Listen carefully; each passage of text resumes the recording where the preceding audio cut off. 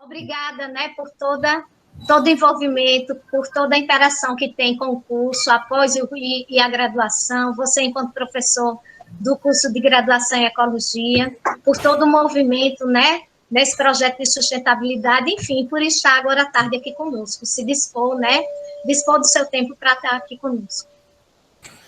Boa tarde, eu é que agradeço a oportunidade e o convite da coordenação do curso para falar nessa tarde de abertura do semestre.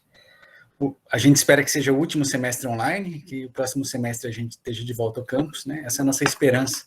Vamos ver o que acontece. Mas agradecendo, então, inicialmente a professora Carla, ao professor Anderson, ao Sodson, esse triunvirato da coordenação, que trabalha tão bem junto. E é muito bom ter o apoio deles como professor, assim como vocês têm o apoio como alunos. Eu tenho hoje a satisfação de falar aí sobre um tema muito interessante, que são os desafios para o ecólogo no século XXI, e por que o ecólogo é um profissional tão necessário para o Brasil e para o mundo nesse momento. Então, quando a gente está chegando num lugar e iniciando um caminho profissional, é bom a gente ter um momento de reflexão, uma perspectiva um pouco mais ampla sobre o mundo no qual a gente está entrando, né? Esse mundo da ecologia. Eu vou usar um aplicativo, um programa diferente aqui para fazer a minha apresentação. Então, não vai aparecer aquela tela do Google Meet se abrindo. Vocês vão precisar, talvez, fixar o meu alfinete para poder ver a apresentação. Veja que ela está aparecendo aqui na tela na qual eu estou falando. Rafael, já fixei, viu? Certo. Então, é só fixar o alfinete e aí vai aparecer. É só que tem alguns recursos a mais aqui. Então, quando alguém falou no chat, eu estou aqui com a mesma questão da tecnologia tudo. Bom, eu vou tentar não olhar o chat, tá? Mesma coisa que a professora Zelma falou, e a gente fica querendo saber o que o pessoal está falando no chat. Mas o tema é integrando conservação, inclusão social e fortalecimento de economias, né? Conservação da biodiversidade fala de um tema que é central para a ecologia. Conservação da biodiversidade é uma questão urgente para o mundo hoje, e a ciência da ecologia é sobre a biodiversidade, sobre os ecossistemas, é isso que a gente faz, né? A gente estuda, procura entender a biodiversidade, quais são os processos que geram e mantêm a biodiversidade, procura entender os ecossistemas para a gente poder ajudar a conservar, restaurar e para a gente contribuir, né, com a sociedade e com a economia na construção de um mundo mais sustentável. Então, essa união desses temas, conservação, inclusão e fortalecimento econômico é muito desafiador, porque a gente é uma ciência biológica, né? A ecologia é uma ciência biológica, mas com uma interface interdisciplinar muito ampla. Vocês viram aí pela própria composição do corpo docente do curso, a gente não fala só de biologia, a gente fala de muitas outras coisas, né? No nosso campus, nós temos 7 departamentos acadêmicos, né? Tem o departamento de Engenharia e Meio Ambiente, e tem mais 6 departamentos nas ciências humanas, nas ciências exatas. Então, hoje nós somos 170 professores no campus 4 da UFPB, com uma ampla diversidade de oportunidades para construir parcerias, para construir percursos formativos, né? Então, procurem conhecer, né, a universidade além dos muros do Departamento de Engenharia e Meio Ambiente, e, claro, dentro do Departamento de Engenharia e Meio Ambiente, a gente tem pessoas fazendo pesquisas interessantíssimas. Então, claro, vale a pena conhecer o departamento e vale a pena olhar para o Campus 4 como um todo, conhecer a diversidade de saberes que tem no Campus 4, que é muito interessante, né, para quem está trabalhando com ecologia. Eu vou começar a entrar no tema da minha palestra, mas então, inicialmente, dizendo novamente que é uma satisfação estar aqui, dando as boas-vindas a quem está chegando. E a gente está chegando, né? Quem está chegando num curso de ecologia no momento em que o mundo está passando por grandes transformações, né? Então, a minha fala hoje é uma reflexão geral sobre o que é ser ecólogo no antropoceno. Esse nome muitos já ouviram, talvez alguns estejam ouvindo pela primeira vez. Mas o antropoceno é uma época na história do planeta Terra. Assim como tem várias épocas geológicas que vocês vão estudar em detalhes com os professores aí da geografia, né, a gente tem agora a transição para uma nova época na nossa história, uma época caracterizada pela dominância do ser humano sobre os processos naturais. Então, a gente tem a transformação das paisagens, a gente tem a transformação das florestas, implantações, a gente tem a urbanização, a gente tem processos que não são legais de poluição, de desmatamento, né, e várias agressões ao meio ambiente, e isso é generalizado, né, seja para o bem ou pelo mal. O fato é que o ser humano dominou e transformou o planeta Terra num nível que hoje não existe nenhum bioma no planeta Terra onde seja possível dizer que o ser humano está ausente, o ser humano e suas marcas e sua forma de lidar com a natureza, que infelizmente tem sido predatória, né? Nossas sociedades, particularmente nos últimos 500 anos, né, que caracteriza essa explosão do antropoceno, ela tem sido caracterizada pela nossa predação. Nós somos predadores, mas não predadores, né, de outras espécies somente. Nós somos predadores de ecossistemas. Infelizmente, a gente criou uma forma de lidar com os recursos naturais em que a gente acaba destruindo ecossistemas inteiros para a gente manter os nossos padrões de desenvolvimento. Então, olhar para o antropoceno é olhar para as transformações que a natureza está sofrendo no planeta Terra. Então, ser ecólogo no antropoceno é compreender essas transformações e tentar contribuir para que a gente encontre uma nova forma de relação com a natureza.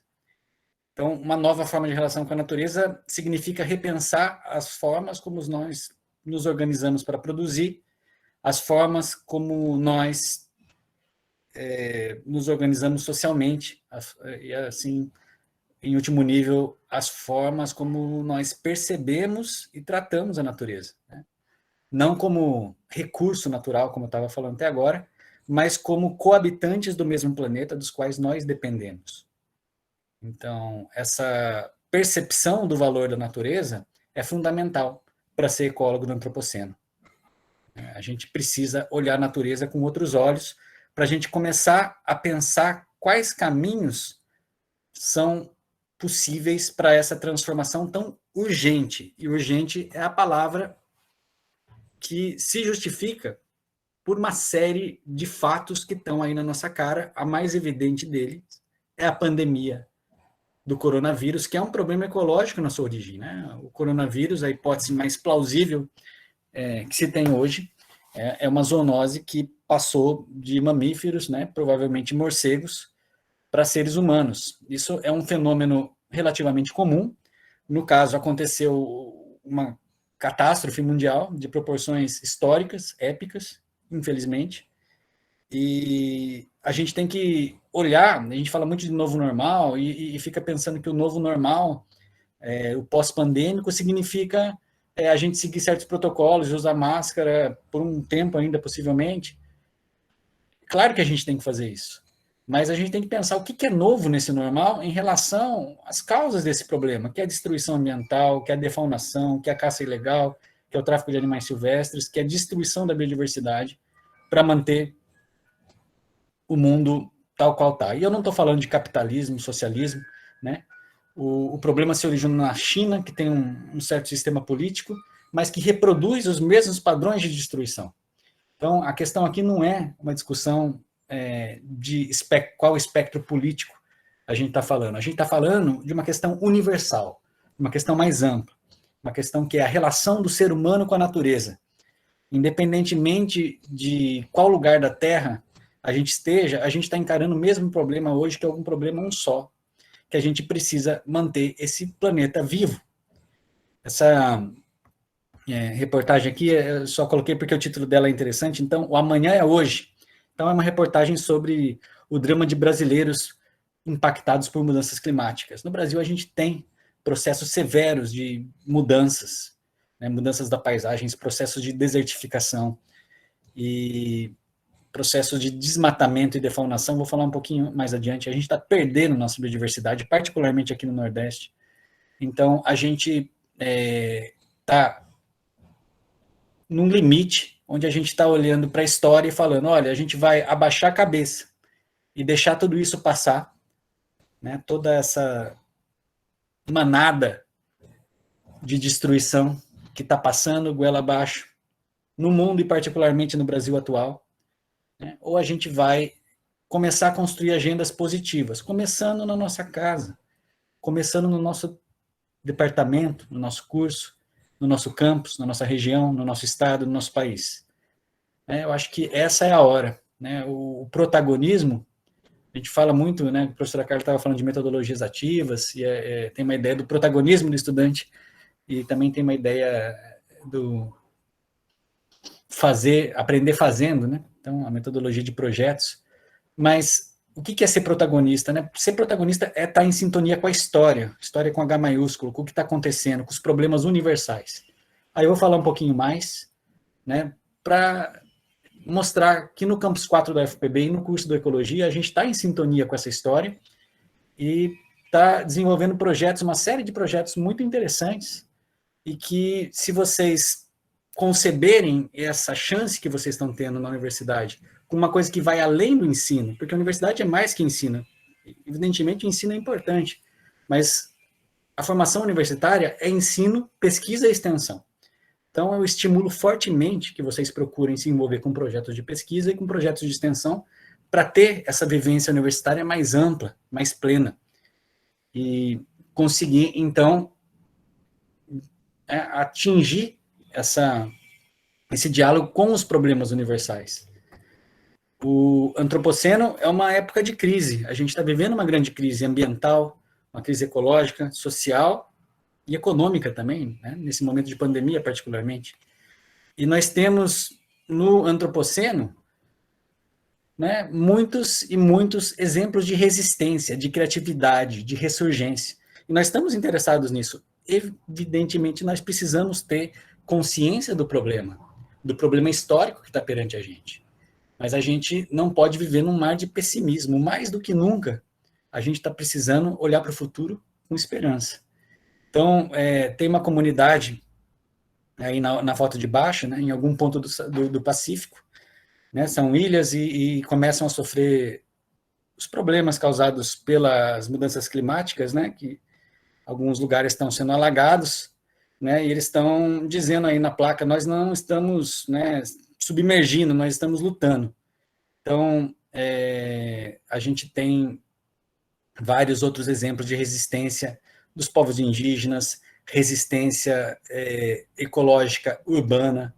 Então, a gente tem um movimento contra-hegemônico no sentido de que o sistema econômico tal qual está aí, particularmente no Brasil, é questionável se a gente pode falar de sustentabilidade, né? Então, a gente chegou no momento da nossa história que a gente precisa olhar para a coisa de uma forma bastante ampla e pensar como que a gente pode reinventar a forma que a gente faz a universidade, como a gente pode, cada um, né, dentro do seu alcance, como posso reinventar a forma como eu estudo, como eu como professor, posso reinventar a forma como eu oriento, faço pesquisa, reinventar, sair da zona de conforto, porque é o que a gente precisa fazer no momento que a gente está atravessando no mundo, né, de uma crise que também é uma oportunidade para a gente reinventar a universidade, reinventar a economia e tentar construir um outro mundo que a gente espera é possível. Esse mundo, ele está sendo construído sobre alguma coisa que já existe. Os antropólogos, e a gente tem um curso de antropologia no nosso campus, eu tenho aprendido bastante com os professores e os alunos da ecologia, eles têm uma discussão sobre o antropoceno, né? Na ecologia e na biologia particularmente, nós discutimos o antropoceno como uma época de grande homogeneização biótica. As espécies estão se distribuindo pelo mundo numa velocidade muito grande, né? Saindo das suas regiões de origem. Hoje, 20% da flora da América do Sul é de espécies não nativas. 1 em cada 5 espécies de planta no nosso subcontinente não evoluiu aqui. Então, a gente está falando de uma grande mistura de espécies no mundo. E isso é o antropoceno da perspectiva da ecologia biológica. Mas essa grande mistura de espécies, ela não está dissociada dos processos sociopolíticos. É isso que os nossos colegas das ciências humanas nos chamam a atenção. Então, o antropoceno, do ponto de vista das ciências humanas, é discutido como um grande processo de homogeneização, não somente biológica, mas biocultural, onde os conhecimentos tradicionais, os povos tradicionais, os modos tradicionais de existir, outras formas de relação com a natureza vão sendo massacrados pela hegemonia de um sistema capitalista que é predador de recursos naturais. E note, isso não é um discurso necessariamente anticapitalista. É só uma constatação de que o capitalismo que está aí, ele é um sistema econômico predador de ecossistemas. Nós temos promovido isso há séculos e nós chegamos no momento em que a gente tem que rever a nossa posição, a gente tem que rever o que a gente vai deixar para as futuras gerações e que a gente pode deixar um legado de destruição ou a gente pode deixar uma semente de reconstrução. Estava falando dos antropólogos e tem essa ideia das ruínas do antropoceno, de uma antropóloga sino-americana chamada Tsing. A ideia de que o que nós temos hoje são ruínas, no sentido de que são processos de destruição do meio ambiente que são resultado de vários ciclos econômicos que se sucederam. E aqui no Nordeste do Brasil, a gente tem a nossa história antropocênica muito associada à história da cana-de-açúcar, e o nosso campus está situado no meio de um mar de cana-de-açúcar e num território historicamente indígena, território do povo potiguara. Então, essa ideia, né, de que a gente está perdendo a biodiversidade dentro de um processo de produção que é excludente, que gera capital para poucos e exclui muitos, é a discussão da antropologia, né? O antropoceno como um processo de homogeneização biocultural que exclui muitos, que gera um grande número de pessoas que estão fora desse sistema, do ponto de vista de direitos, de oportunidades, de perspectivas, né? Então, é uma ideia que também está presente aí dentre esses desafios. Como que a gente vai reverter esse grande processo histórico? São 5 séculos, não começou ontem, né? São 5 séculos que a gente está destruindo as paisagens da nossa região, plantando cana, poluindo o solo, destruindo as nascentes, destruindo a biodiversidade, extinguindo espécies. Essa jaguatirica, que está aí na capa da Science, ela foi um número especial da Science sobre defaunação, que é a perda dos animais. A gente fala muito de desmatamento, né? E, claro, isso é um problema muito sério, né? E na floresta atlântica, onde a gente está, particularmente, isso é um problema que já se estende há muito tempo. Nós perdemos aqui, que é o centro de endemismo Pernambuco, o norte da floresta atlântica, a gente tem um cenário de fragmentação florestal extremo. A gente tem poucos remanescentes de biodiversidade, e alguns deles estão na nossa região, a APA do Rio Mamanguape, a Reserva Biológica Guaribas. Agora, esses fragmentos florestais, eles já perderam muitos animais, principalmente os animais grandes, as grandes aves frugívoras, os grandes mamíferos, que são engenheiros do ecossistema, são espécies fundamentais para que o ecossistema se perpetue. E a perda dessas grandes espécies, que são engenheiras ambientais, que estruturam a floresta, ela tem um preço muito alto. A gente vai, aos poucos, perdendo cada vez mais diversidade. A gente tem ecossistemas, muitas vezes, agonizantes. É uma realidade da nossa região. Eu coloquei aqui, no mesmo slide, o macaco prego galego. A professora Carla estuda essa espécie, né? Para ilustrar um pouco, né, trazer mais perto da nossa realidade. É uma espécie endêmica aqui do Nordeste brasileiro, né, que tem algumas populações, eu não me lembro exatamente o número de indivíduos que essa espécie tem agora, mas são algumas centenas. A professora Carla, se quiser falar, agora ela me ajuda. Mas 18 populações que variam de 60 a cento e poucos indivíduos, mas em áreas altamente fragmentadas, né, Rafael? Cuja matriz interveniente predomina cana-de-açúcar, e a gente tem visto que a cana-de-açúcar ela tem causado mudanças no comportamento do macaco prego galego, porque eles usam as plantações, eles retiram a cana-de-açúcar e para se alimentar, e também tem interferido no comportamento alimentar, já que você me deu.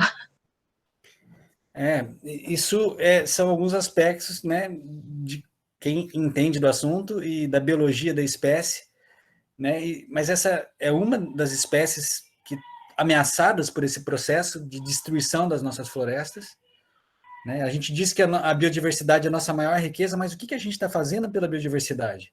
E como que a biodiversidade está sendo usada para gerar riqueza efetivamente? Com a biotecnologia, com todo o potencial que a universidade pública tem de gerar conhecimento, de gerar aplicações. E de salvar essas espécies, né? A professora Carla falou que são 18 espécies de macaco prego galego. A gente sabe, né, e vocês vão estudar isso no 18 curso, populações identificadas. A espécie é uma só. Desculpa, eu falei errado. São 18 populações, eu vou falar de metapopulação. A gente sabe que a gente precisa conectar essas populações, né, de macaco prego galego, porque essas populações, tendo fluxo de indivíduos entre diferentes fragmentos florestais, aumenta a viabilidade dessas populações por diversos motivos, né? Genéticos, ecológicos. Então, conectar esses fragmentos é um desafio muito grande que a gente precisa encarar. E a gente falar de reconstruir conexões entre fragmentos de floresta para aumentar a viabilidade de espécies, que é uma só, eu falei errado, do macaco prego galego e de muitas outras, é um desafio que não é só ecológico. A gente não vai aumentar a cobertura florestal de uma região inteira sem a gente ter um diálogo amplo sobre economia regional, sobre diversificação dessa economia, sobre uma série de investimentos que são necessários para essa economia se transformar, sobre políticas públicas estruturantes. Então, esse é um pouco o papel da universidade na região, né? Da interiorização da universidade. O Campus 4 é um campus do interior da UFPB, e a gente traz essas questões que são relevantes, porque podem não somente resolver problemas ambientais da região, mas podem gerar novas oportunidades de negócios, negócios com base na biodiversidade, negócios que miram mercados que valorizam a conservação da biodiversidade, inclusive pagam em euro, né? Então, a gente tem condições aqui de inovar. Acho que no brasão da UFPB, se vocês olharem lá o que está escrito em latim, embaixo do brasão da UFPB, está escrito sapientia edificat. Significa a sabedoria constrói. A gente está aqui aprendendo bastante, né? Vocês vão começar a aprender bastante sobre ecologia, sobre ciência, e vão começar a ter cada vez mais conhecimento. Aí, a sabedoria consiste na aplicação desse conhecimento para transformar a realidade. E essa transformação, ela é criativa, ela é adaptativa. Então, eu sempre que olho o brasão da UFPB, eu lembro de quando eu cheguei aqui vindo de São Paulo, e eu fiquei impressionado com essa característica da UFPB, que é a aplicação do conhecimento. Aquilo que está escrito ali não é à toa. Quem colocou aquilo ali sabia qual era o espírito dessa universidade, que é a construção de pontes do conhecimento científico com o... Estou olhando o horário aqui, que já devo estar chegando perto do meu limite. Construção do conhecimento científico com as necessidades de transformação da sociedade e da economia, né? Então, a gente, olhando para esse problema ele não começou a ser enfrentado agora, né? Eu coloquei aqui um slide da Rio 92, uma conferência das Nações Unidas sobre biodiversidade, que aconteceu antes de muitos de vocês nascerem, mas essa conferência já colocava o que hoje a gente tem como objetivos, né? Eles estão até sistematizados também pela ONU como os objetivos do desenvolvimento sustentável, né? Que abrangem diferentes aspectos da realidade, não é só conservar a biodiversidade. Se vocês olharem para o objetivo 14 e 15 ali, a gente está falando sim de biodiversidade, né? Da vida debaixo da água, da vida sobre a terra, e na ecologia esse é um foco central. mas a gente não pode conservar a biodiversidade, a vida debaixo da água, a vida sobre a terra, se a gente não olhar para a saúde, num senso amplo, das sociedades humanas. Olhar para a erradicação da pobreza, para a erradicação da fome, para as questões de saúde pública, para a educação, para as questões de igualdade de gênero e todos os tipos de igualdade social, para as questões da água, as questões de energia. Então, ecologia é sobre tudo isso também. Eu estou falando e dando foco na biodiversidade, mas essa interface ampla da ecologia vem do fato que a gente não pode pensar na restauração e na conservação dos ecossistemas se a gente não pensar em tudo isso que está aí nos Objetivos do Desenvolvimento Sustentável. Porque eu estou falando aqui de fazer uma nova economia, fomentar políticas públicas que gerem empregos e empreendimentos orientados para a biodiversidade. Isso aí vai de encontro com os Objetivos do Desenvolvimento Sustentável. A gente tem que sair do ponto que a gente está. A gente tem que diversificar a economia, reestruturar a nossa forma de produzir se a gente verdadeiramente quer falar de sustentabilidade. A gente herdou uma matriz econômica que ela é alicerçada em produtos primários, na exploração de produtos da agricultura extensiva, da pecuária e da mineração, que são destruidoras de ecossistemas. Então, como que a gente vai falar de sustentabilidade, de desenvolvimento sustentável, se a gente não está mexendo estruturalmente nos processos que geram as tragédias humanas e ambientais que estão nessas fotos? Eu coloquei Brumadinho, os vazamentos de óleo do Nordeste e as queimadas da Amazônia de 2019. Infelizmente, o número de tragédias ambientais só aumenta, né? No ano passado, 1/3 do Pantanal pegou fogo, 1/3 do Pantanal. Então, a gente vê o antropoceno e essas grandes mudanças em curso aos nossos olhos. A urgência da gente encarar esses desafios do milênio, que estão enunciados de forma bonita pela ONU, é grande. E começa dentro da nossa casa, dentro do nosso curso, dentro do nosso campus. A gente vive um momento propício para isso, né? A gente está na década das Nações Unidas para a Restauração Ecológica, 2021 a 2030, olha só, está começando agora. Então, a gente está olhando para essa visão de colocar o ecossistema no centro da sociedade e da economia. E quem que é o protagonista dessa reformulação? É o ecólogo. Por isso eu digo, o ecólogo é o profissional muito necessário nessa história, nesse momento da história do mundo, e particularmente nesse momento da história do Brasil, onde muitos enxergam o meio ambiente como uma espécie de impedimento do desenvolvimento, sem um mínimo senso da importância histórica que o Brasil tem, né, de liderança histórica que o Brasil tem no movimento ambientalista. O Brasil sempre foi um líder no movimento ambientalista, o Brasil sempre foi um protagonista do movimento ambientalista, e a gente chegou no momento onde a gente vira um contra-exemplo, né? Onde a gente tem aí a liberação de agrotóxicos, queimadas subindo, né, as taxas de desmatamento subindo monstruosamente. Então, a gente tem que se preocupar, e a gente tem que falar isso. A gente está na universidade, que é o lugar de pensamento crítico, é um pensamento que critica a realidade, que reflete sobre a realidade para propor soluções para os processos que estão aí. Então, a gente tem que estar, sim, na ecologia, confortável para falar dos problemas ambientais que estão acontecendo no Brasil, sem medo de qualquer tipo de censura, sem medo de qualquer tipo de represália. Porque, infelizmente, a gente, às vezes, está sujeito a isso na área de meio ambiente, né? A ser confrontado por visões de mundo que enxergam o ambiente, o meio ambiente, os ecólogos, o ambientalismo como uma espécie de empecilho ou incômodo. E a gente tem que ter essa habilidade de comunicação para mostrar por que é tão importante a gente reinventar, né, a sociedade dentro de uma perspectiva ecológica. Reinventar a sociedade colocando a conservação da biodiversidade em diálogo com a inclusão social e o fortalecimento das economias regionais.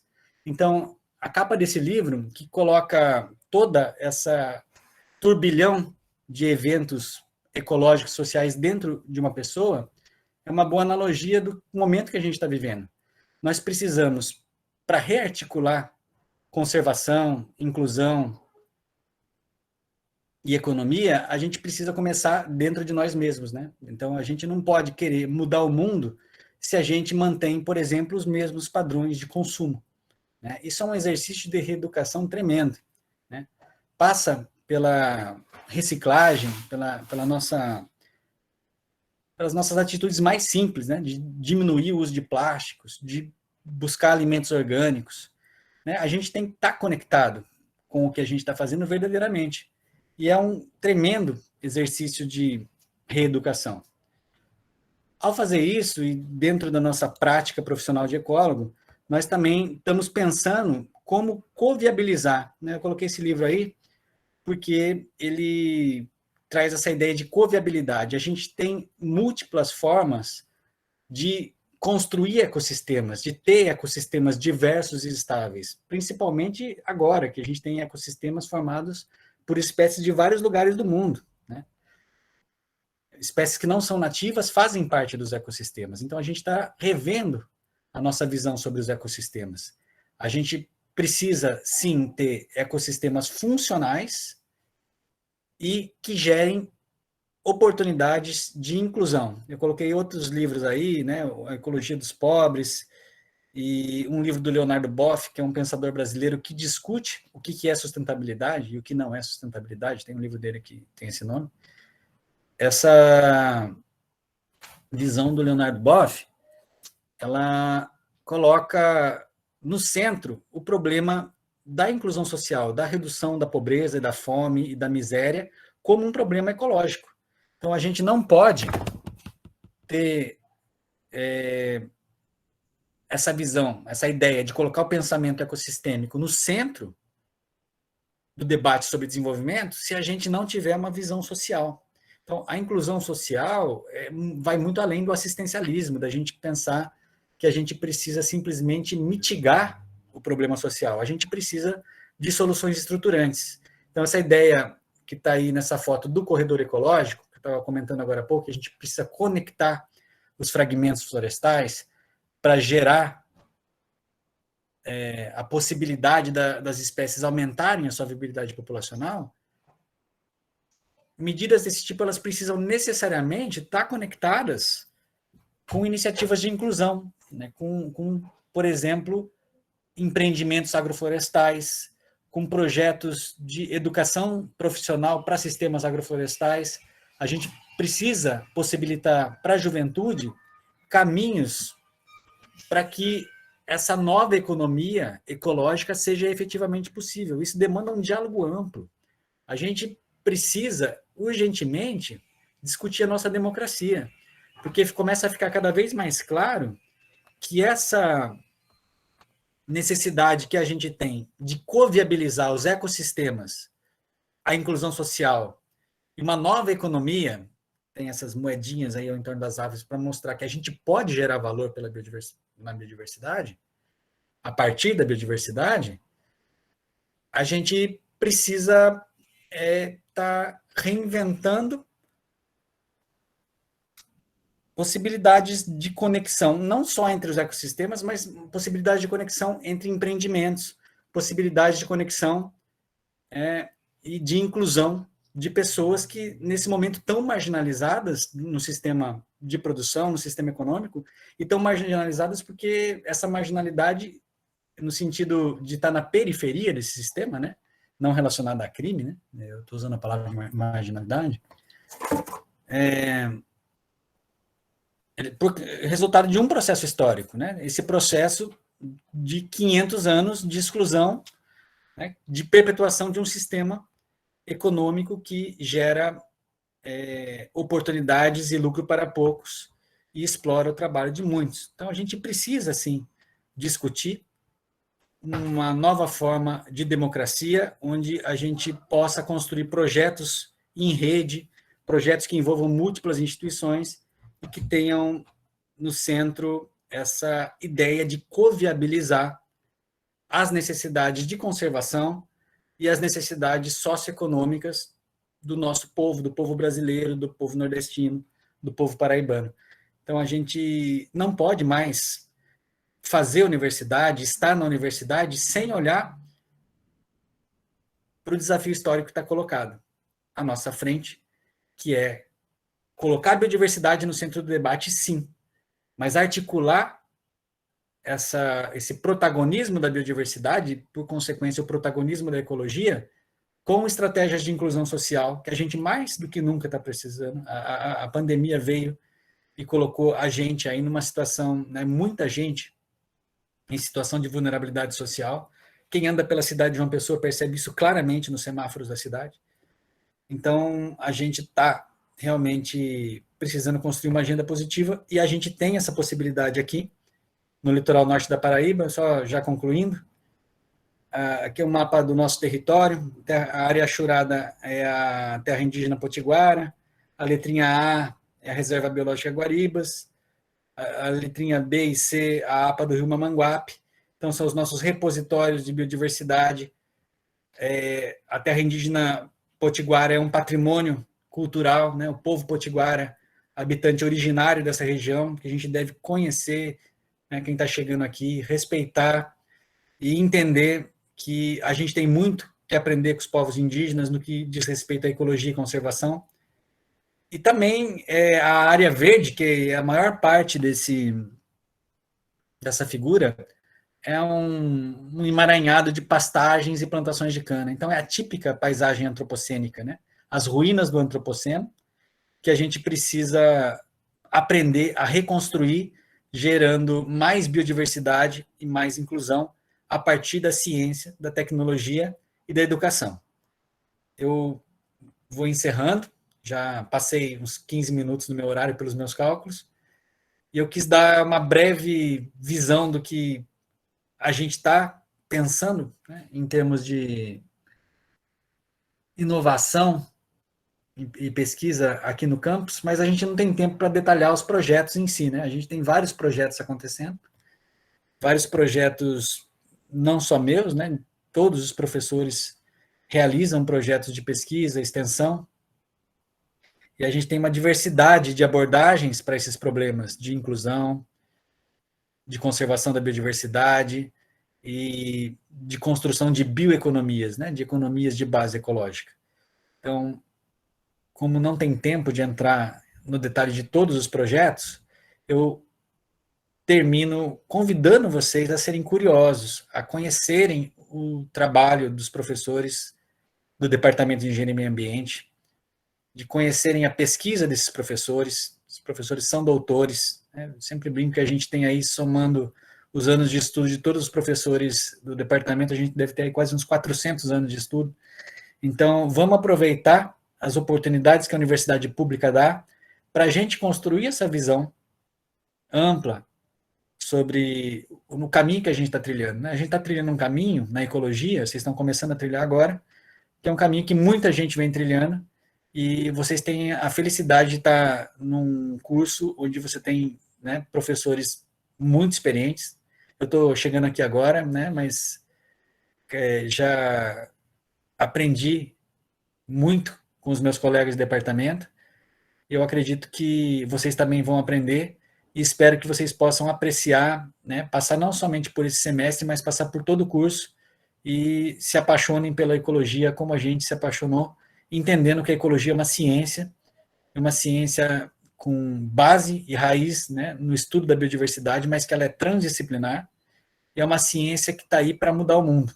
É uma questão de tempo, é uma questão de necessidade. A gente não tem escolha, o único caminho é a gente ir nesse sentido de resgatar a nossa conexão com a natureza, de reinventar a nossa forma de usar os recursos naturais, a biodiversidade, para criar oportunidades de inclusão e para também viabilizar ecossistemas íntegros, saudáveis para as futuras gerações.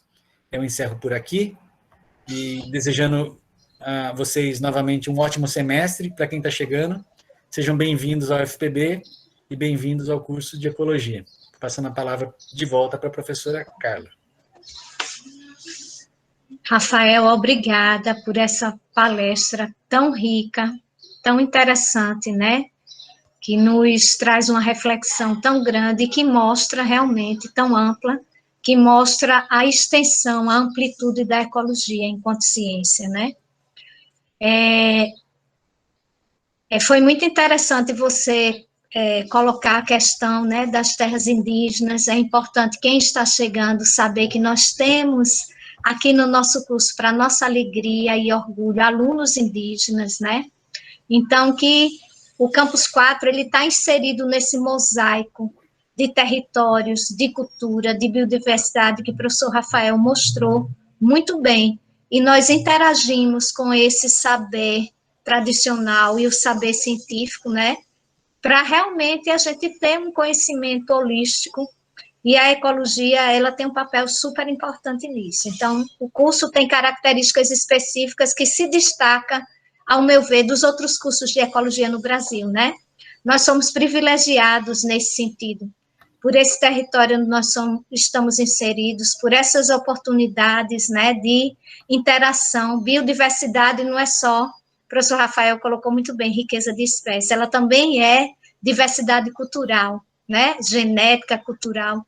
E aí foi muito interessante, realmente, acho que muito, muito esclarecedor, né? Se eu chegasse hoje no curso, eu lembrar como eu era quando eu entrei na UFRN e tivesse uma palestra dessa, eu ia ficar muito motivada e muito curiosa, né?